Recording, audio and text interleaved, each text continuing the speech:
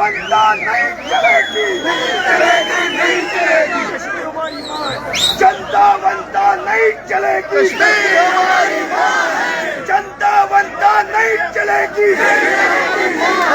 जनता वंदना नहीं चलेगी।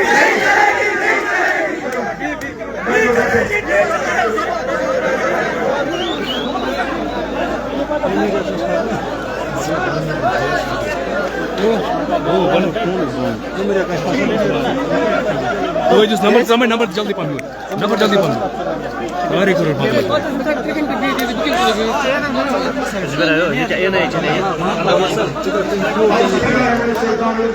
नंबर समझ जल्दी नेशनल कॉन्फ्रेंस में सीनियर और निहायती काबिल साथी, आप सबके हर दिल अजीज लीडर, मेरे साथ काबीना में रहे हुए वजीर, और इंशाअल्लाह दोबारा यहां से सितंबर में नए सिरे से आपकी नुमाइंदगी करने के लिए इंशाअल्लाह एमएलए जनाब चौधरी मोहम्मद रमजान साहब, नेशनल कॉन्फ्रेंस के सूबाई सदर जनाब नासिर असलम वानी साहब, जिला सदर कैसर जमशेद लोन साहब, ट्रेजरर शमी ओबरॉय साहब, ऑल इंडिया कांग्रेस के स्टेट सेक्रेटरी जनाब गुलाम नबी लोन साहब, district president Nazir Ahmad loan साहब, हमारे यहाँ पे डीडीसी जरूर साहब, आमिना साहिबा और सनौला खां, विलिंग्स जनाना विंग के जिला सदर राबिया, यूथ नेशनल कॉन्फ्रेंस के जिला सदर एडवोकेट रशीद मलिक साहब, यूथ के हमारे लीडर जाहिद मुगल साहब, यहाँ पे तमाम नेशनल कॉन्फ्रेंस के ज़ुलमाए किराम, औहदेदार हजरात, वर्कर हजरात, भाइयों, बुजुर्गों, नौजवान साथियों, आप सबको मेरे तरफ से अस्सलाम वालेकुम।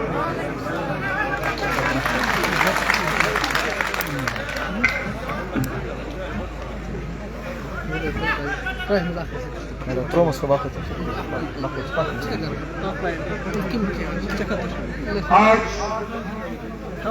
मैं आपके दरमियान एक गुजारिश करने, एक अपील करने आया हूं।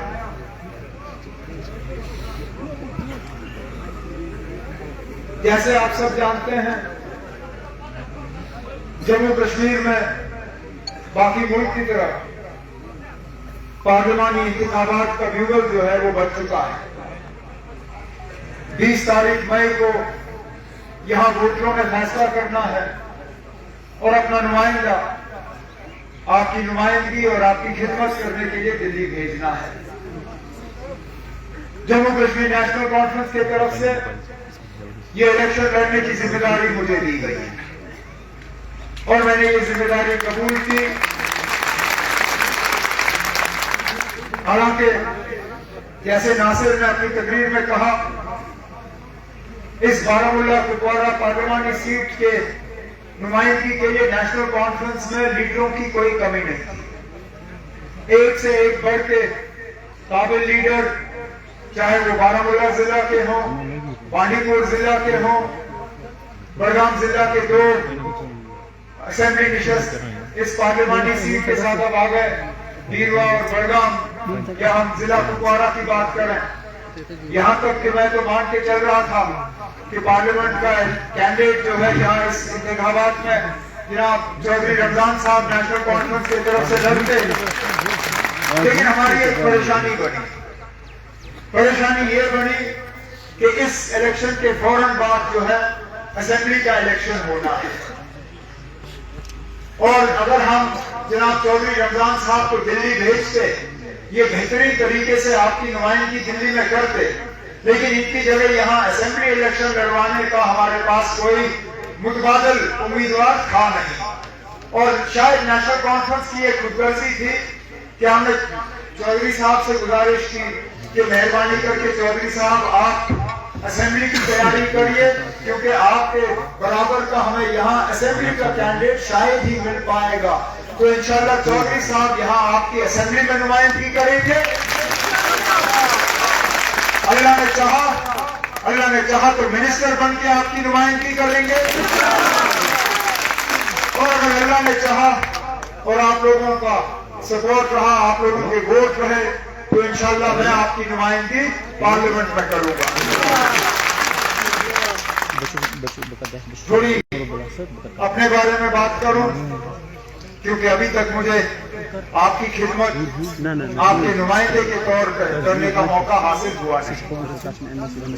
3 बार पार्लियामेंट जा चुका हूं, लगातार 3 बार श्रीनगर, गांधरबल, बड़गाम के वोटरों ने मुझे कम से कम इतना काबिल तो समझा कि मुझे उन्होंने उनकी नुमाइंदगी करने का जो है मौका दिया पार्लियामेंट में, और कोशिश की कि जहां तक हो सके मैं तमाम इलाकों की जो है सही तरीके से नुमाइंदगी कर पाऊं, और ज्यादातर मुझे अपनी जगह मुझे लगता है कि काफी हद तक मैंने अपने पार्लिमानी हल्के के साथ इंसाफ किया। मैं आपको यकीन दिलाता हूं कि आपने एक दिन मेहनत करनी है। 20 तारीख मई आपने अपने वोट का कीमती इस्तेमाल करना है। उस दिन आप काम करिए, उसके बाद इंशाअल्लाह लगातार 5 साल मेहनत मैं करूंगा और आपकी खिदमत करना ये मेरी जिम्मेदारी है। जैसे चौधरी साहब ने अपनी तकरीर में कहा, बदकिस्मती से 2014 में जब असेंबली के इंतखाबात यहाँ हुए, अलग अलग नारे दिए गए, अलग अलग तरीके इस्तेमाल किए गए वहां वोटरों को गुमराह करने के लिए, और चौधरी साहब, हमारे कई और साथी रह गए तो चौधरी साहब उनमें से रह गए। अगर सिर्फ काम देख के वोट दिए गए होते तो मुझे लगता है चौधरी साहब ने बाकी तमाम उम्मीदवारों की उस वक्त जमानत जब्त की होती, क्योंकि नए एडमिनिस्ट्रेटिव यूनिट्स, बिजली, सड़क, पानी, अस्पताल, जहां जहां हमसे हो सका, जहां जहां हमें काम करने की जरूरत थी, हमारी कोशिश रही कि हम करें। हमारे मुतबादल जो अब हमारे बाद जो यहाँ एमएलए बने और जो अब मेरे खिलाफ मैदान में उतरे हैं, दावे तो वो बहुत करते हैं, और इलेक्शन में दावा करना हर किसी का हक है, लेकिन वोटर के तौर पे आपका फर्ज बनता है कि आप उसके हर दावे को देख के उसको तोड़ लें और देखें कि उसमें सच कितना है, झूठ कितना है, किया क्या उसने। बजाते एमएलए जब यहाँ के लोगों ने उसको मौका दिया इस इलाके की नुमाइंदगी करने के लिए, इस इलाके की खिदमत करने के लिए, आपके वोट लेके वो मिनिस्टर बना, लेकिन मिनिस्टर बनने के बाद उसने आपके लिए क्या किया, आपके बच्चों के लिए क्या किया, इस आने वाले नस्ल के लिए क्या किया, इनके रोजगार के लिए क्या किया, यहाँ के हालात को बदलने के लिए क्या किया। और अगर आप सही मायने में देखें तो कुछ खास किया नहीं। दावे किए कि वजीर आजम साहब उनके बड़े भाई हैं, ठीक है, हो सकता है, हम इस चीज से इनकार कहाँ कर रहे हैं, हर किसी का हक है किसी को भी भाई तस्लीम कर लें। अगर वजीर आजम साहब ने उनको छोटा भाई तस्लीम किया है और उसने वजीर आजम साहब को बड़ा भाई तस्लीम किया है, तो इस छोटे भाई बड़े भाई के रिश्ते में अगर उसको खुद फायदा पहुंचा तो ठीक है, आपको क्या फायदा पहुंचा। कम से कम उसका फर्ज नहीं बनता था छोटे भाई होने के नाते कि यहाँ जो पकड़ रकड़ का सिलसिला चल रहा है, जो पुलिस की तरफ से यहाँ के नौजवानों को बीच बीच में तंग किया जाता है, क्या उसको रोक लगाने की उसकी जिम्मेदारी नहीं थी। क्या यहाँ पे जो हालात बीच बीच में खराब हो जाते हैं उसके बाद जो हुकूमत की कार्रवाई रहती है, क्या उसको रोकना उसका फर्ज नहीं बनता था। यहाँ पे जिसका चौधरी साहब ने और नासिर ने अपनी तकरीरों में कहा, यहाँ पे जो वेरिफिकेशन का सिलसिला चलता है पासपोर्ट में, मुझे याद है उस वक्त नासिर मेरे साथ मिनिस्टर थे, होम मिनिस्टर थे ये मेरे साथ, हमने ये सारा ब्लैक लिस्ट का सिलसिला रोका। हमने कहा ना ये कहाँ का इंसाफ है। बेशक मेरा वालिद मिलिटेंट हो सकता था, मेरा भाई मिलिटेंट हो सकता था, मेरा कोई चाचा मामा मिलिटेंट हो सकता था, लेकिन अगर मैंने बंदूक नहीं उठाया मुझे दूसरों की सजा क्यों भुगतनी चाहिए, ये फैसला मेरा नहीं था। और हमने उस वक्त इस सब तमाम ब्लैक लिस्ट को रोका। हमने कहा मिलिटेंट का बच्चा मिलिटेंट नहीं है, मिलिटेंट का दामाद मिलिटेंट नहीं है, मिलिटेंट का पोता मिलिटेंट नहीं है। उनको इस बात की सजा क्यों मिलनी चाहिए?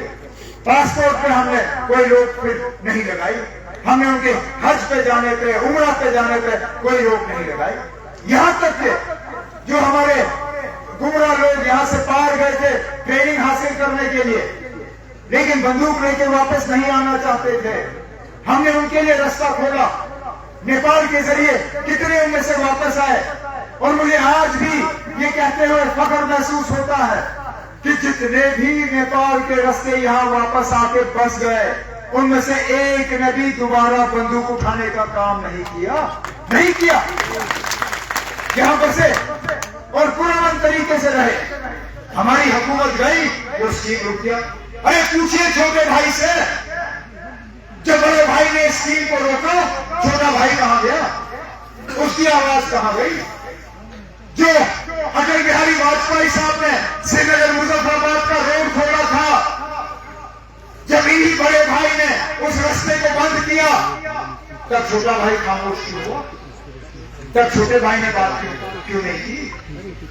जब इसी पूरी के रास्ते से हमारी ट्रकें जाती थी, हमारा सामान जाता था, हमारा मेवा जाता था, हमारी तिजारत होती थी, हमारे लोग चंद पैसे कमाते थे, जब बड़े भाई ने ये ट्रकें रोकी, छोटा भाई खामोश हो गया। यहां तक कि जब बाकी मुल्क में हमारे मुसलमान बहनों को सिर्फ हिजाब की वजह से स्कूल और कॉलेज से बाहर रखा गया, इनको तालीम हासिल करने की इजाजत नहीं दी, तब छोटा भाई कहां गया था? अरे तब छोटा भाई बड़े भाई के पास जाता और कहता, बड़े भाई मेरी इन बहनों को तंग मत करो, इनको स्कूल जाने दो, इनको तालीम हासिल करने दो। तब कहां गया छोटा भाई?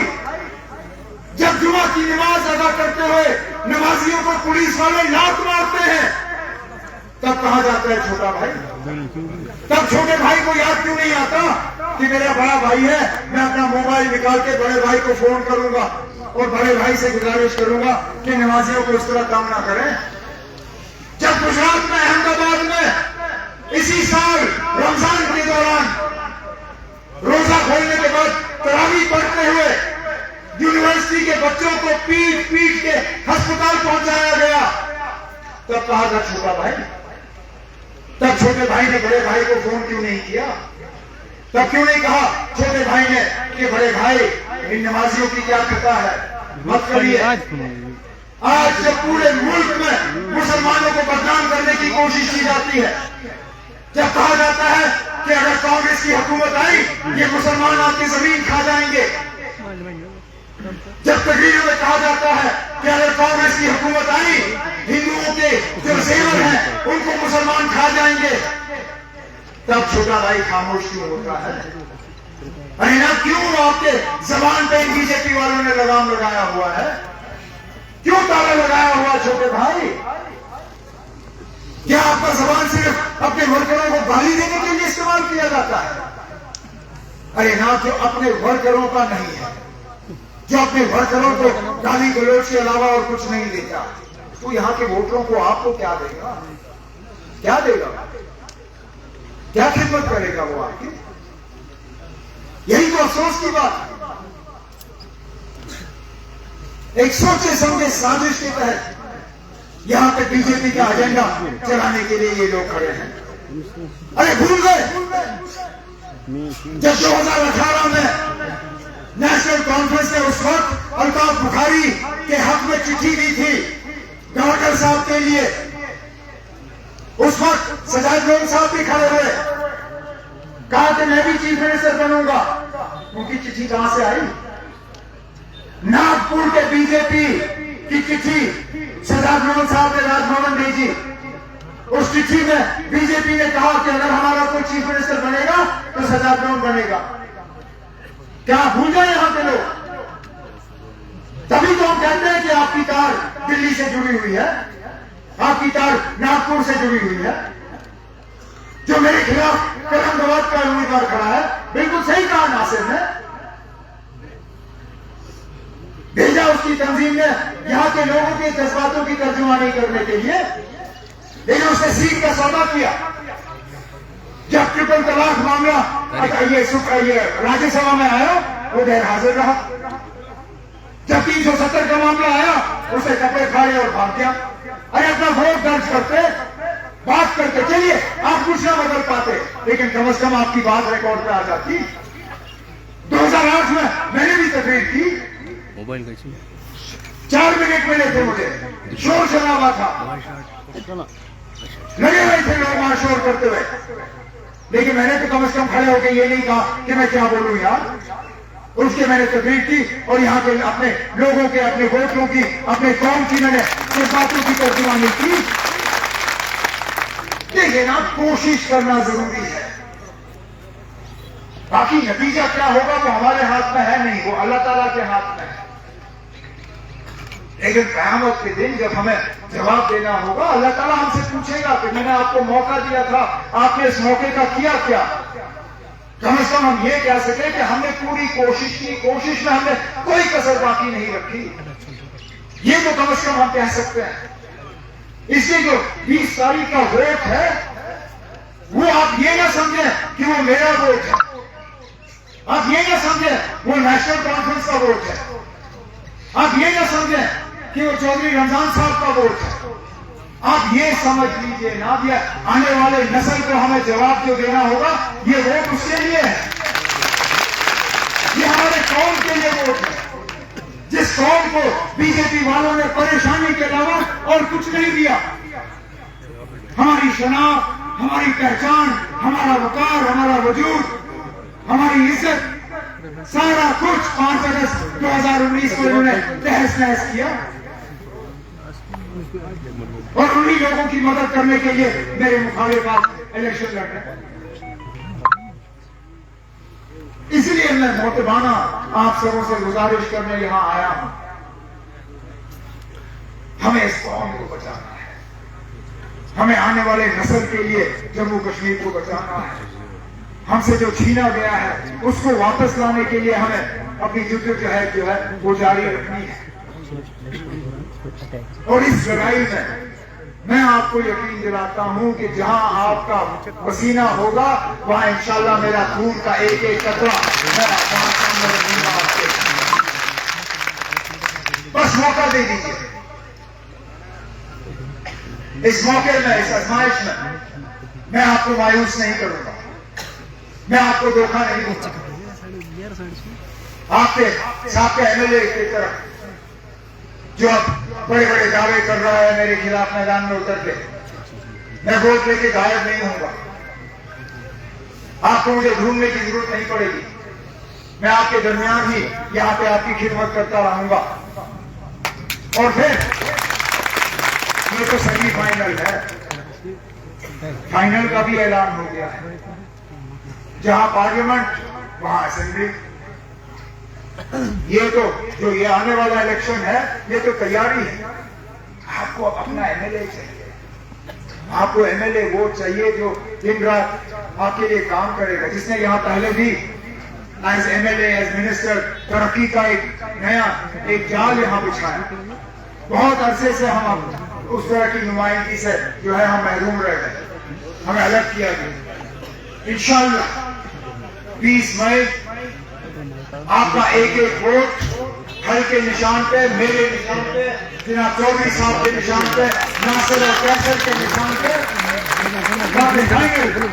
की लड़ाई जो है उसको लड़ने के लिए हम तैयार हैं। मैं इस उम्मीद के साथ कि मुझे एक मौका आपकी खिदमत करने का मिल जाएगा, अल्लाह ताला आपको अपनी हिफाजत में रखे, आपके घरों को आबाद रखे। बहुत बहुत शुक्रिया।